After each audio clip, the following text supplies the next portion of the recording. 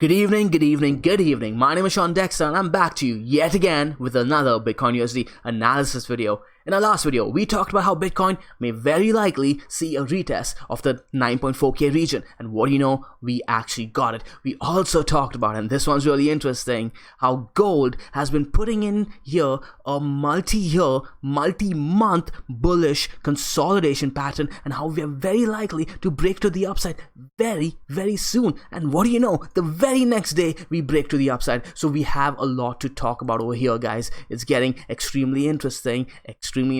But before we do that, let's get on over here to Bitcoin because I do have a few things I want to talk about over here. So as you guys know, Bitcoin has been putting in together this ascending triangle that is typically a bullish formation as well, right? Similar to gold. And now ascending triangles have a more likely possibility to break to the upside. The probability is higher that it breaks to the upside, but it doesn't mean that it will definitely break to the upside. This could very well break to the downside. That being said, this is looking extremely mature and it looks like it wants to break to the upside. It's grinding against this upper resistance over here at the 9.3.4k region, right? So everything points towards this breaking to the upside and breaking to the upside very, very soon. That being said, I'm seeing a lot of people get overly bullish over here, and wanting to get into position prematurely. Guys, I get it. You're finally seeing this pattern over here that is very, very similar to what happened over here. I get it, and you guys are excited. The thing is, the time to be seeing this and getting into position was over here at the around the 7.9k to the 8.2k region. Anywhere over there would have given you enough of a buffer to have played this position extremely well, without the aggression that you needed over here. Your next zone was to play it at the bottom of this 4-hour ascending triangle. Over here, again, people like to buy when things are against resistance instead of buying on support. Over here, you have major support. Over here, you had major support, right? And where were these numbers coming from? The 4-hour. Bitcoin was looking so bullish that it was consolidating on the 4-hour EMAs, over here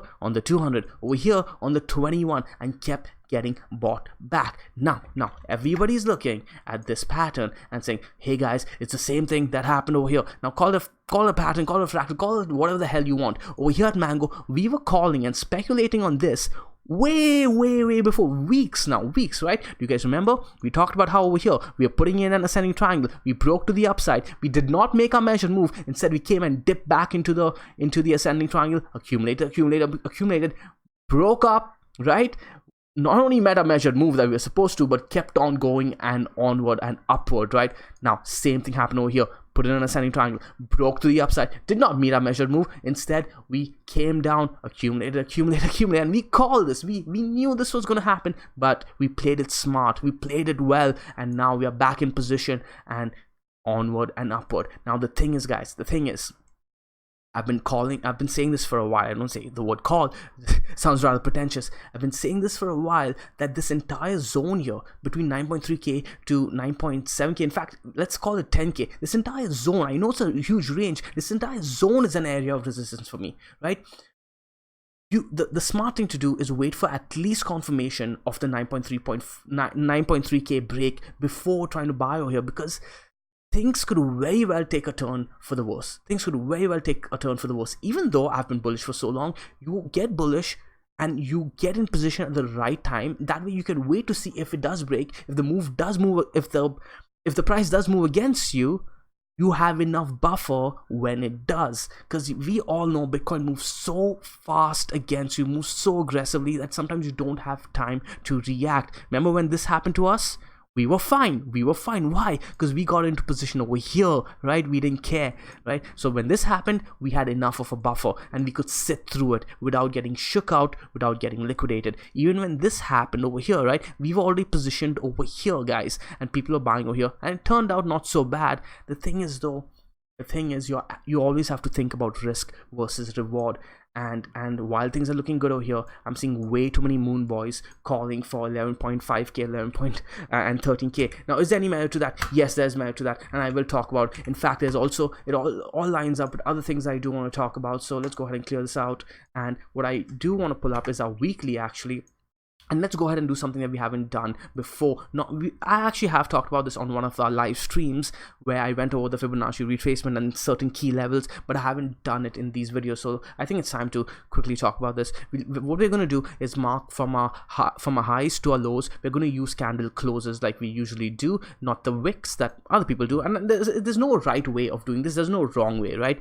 Now, what are we seeing over here? We are seeing the 0.382 retracement level line up perfectly with this area of resistance, right, where we seem to be consolidating. Now the thing is, 0.382 is not that important of a level, but it is a level, and the fact that we are not getting rejected immediately and consolidating along this area, right, the daily is consolidating along this area, that is extremely bullish. Anytime you're consolidating near a major resistance level or a resistance level, it is likely to break to the upside. Again, nothing's for certain, we could get rejected here. Now after this, if we do break this region, where is our next level of resistance?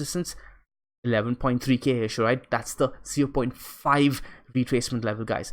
After that, we're looking at 13.2k. Now all of these levels do line up with the levels we were looking at. If you guys do remember, we were looking at what, 11.44k, right? And after what were we looking at? 13.5ish k, right? Okay, now you're probably noticing, hey Sean, that doesn't line up perfectly with the fib levels. They don't need to, and which is why I look at zones of resistance, especially when we're looking at such big numbers. And when we are looking at zones of resistance, it's easier for people to get trapped, easier for people to get trapped in a position when they think there is a breakout. So I really urge you guys, leave a margin of error, allow yourself, position yourself accordingly. Now how you position, I can't get into.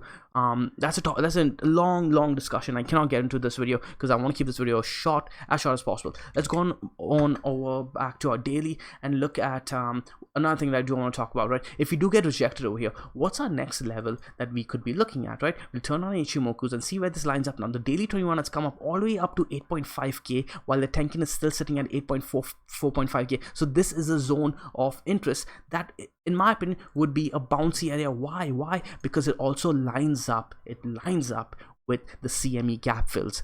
That being said, I wouldn't be surprised if we get the major move that everybody has been waiting for when they least expect it, and we come all the way down to 6k. I honestly, if we could shoot up for sure, and then make the move to the downside, or we could just make it right now.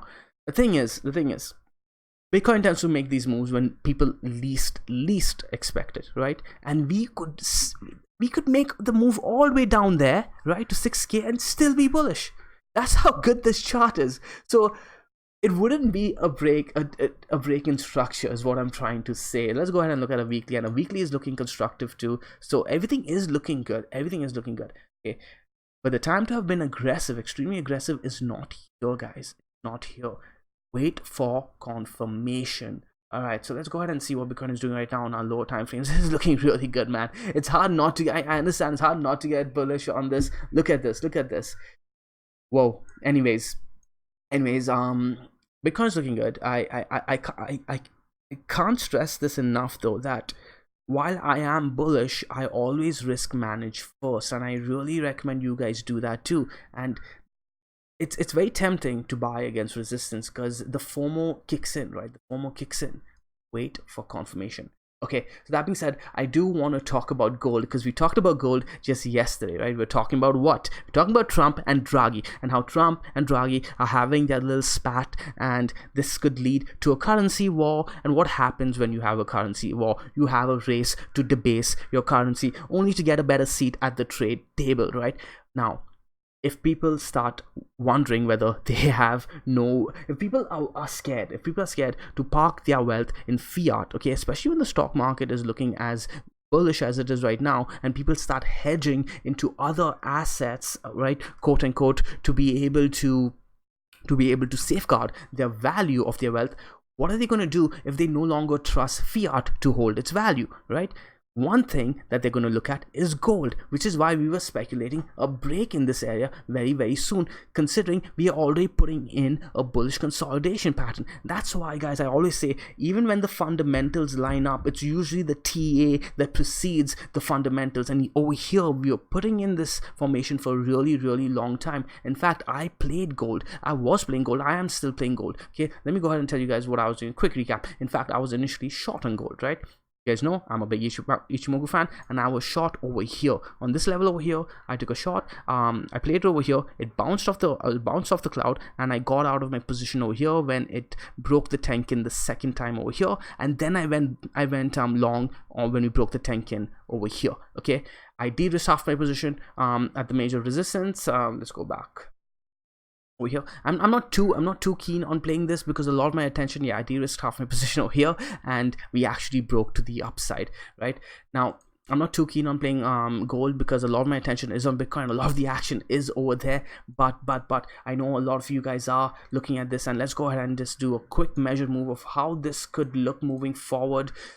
Ooh, this is your ascending triangles over here. For those of you who be getting confused of what I'm doing, we have ascending triangle over here. We broke to the upside. Of course, this is not confirmed, by the way. We have to close the monthly. We have to close the monthly for this to be confirmed, and we could get sold into and this structure still be intact, right? We have 10 days before the monthly closes. We are not there yet. I'd recommend, if any of you guys are looking to enter, I'd recommend waiting for the monthly because we are not in the clear yet. Even if we break the monthly and hold this level, right, we are not in the clear yet for a breakout. Why? Because we do have resistance over here. We do have resistance at 1395-ish. That, wow, it looks like we did get rejected right there, right? You can see this over here. You can see these guys over here too. This is a cluster, and you have these highs over here. You have the wick over here. So I would wait for the monthly to close and maybe us clearing this level too. If we do clear this, what are we looking at moving forward? We can do a measured move, and let's see, something like this for this ascending triangle breaking to the upside, and we're looking at around 1646. Honestly, I wouldn't expect gold to stop over there. I think we would be looking at a minimum of this zone over here as our next major level if we do break this. Just a little bit, yeah. So around 772 to 1827. So this is what I'm seeing. Okay, I'm seeing the stock market look really good. Okay, spies are looking bullish. I'm seeing gold looking really good, and I'm seeing Bitcoin looking really good. The entire scene is looking extremely bullish, which is why I don't blame people for getting extremely bullish over here too. It's that it's just the, I don't want to call it FOMO, right? But it's a risk on environment, right? But you often tend to get a better position in these scenarios if you are patient enough. Now, in my opinion, the best time to have been buying, right, was when people were scared. Remember, we bought over here, right? On the 3-day when he had this huge dip, we bought over here. We didn't get a full position in because we got greedy, but we bought this and we were rewarded. The next time we bought was when everybody was getting way too bullish on alts, and we were de-risking our alts, taking our profits and buying over here. So I'm not saying that you counter trade people, because that could end up in trouble. You could end up being you could end up putting yourself in trouble over there. What I'm trying to say is that you need to think for yourself. Look at the big picture, and look at when people are usually fearful, right, or when they're too greedy. You need to step back and be like, am I missing something, right? And that has served me well in the past. Now, am I saying we are likely to come down over here? No, I'm not saying that. Things are looking extremely good on every time frame. The 12-day, the daily, the 2-day. In fact, not the 12-day, the 12-hour. In fact, I want to go ahead and check out the 12-hour. I haven't. It was looking droopy, right, the other day. What's the oscillators looking like? I'd like to see this cross to the upside. It's looking good though. It's snaking around in the bullish territory, so that's fine. We are printing bullish divergence actually on the 12-hour. So if we start closing a 12-hour candle over here, man, like I said, we could see fireworks. We start ticking over 9472. It would mean, yeah, things are looking good, and I don't blame people for being too bullish, but I would err on the side of caution just in case. Wait for confirmation, guys. All right. That being said, there's never been a better time to be bullish on Bitcoin. But yeah, I'm gonna leave you guys off with that note. I need to get to my dinner. I have a huge juicy burger waiting for me, and I'm famished. Just got back from the gym. So I'll leave you with this: trade safely, trade stress-free, do it the mango way, do it the easy way. Throw this video a like, throw it a subscribe, and share it with your channel, with your friends, because hey, spread the love, guys, spread the love. I'll see you guys in tomorrow's video. Bye.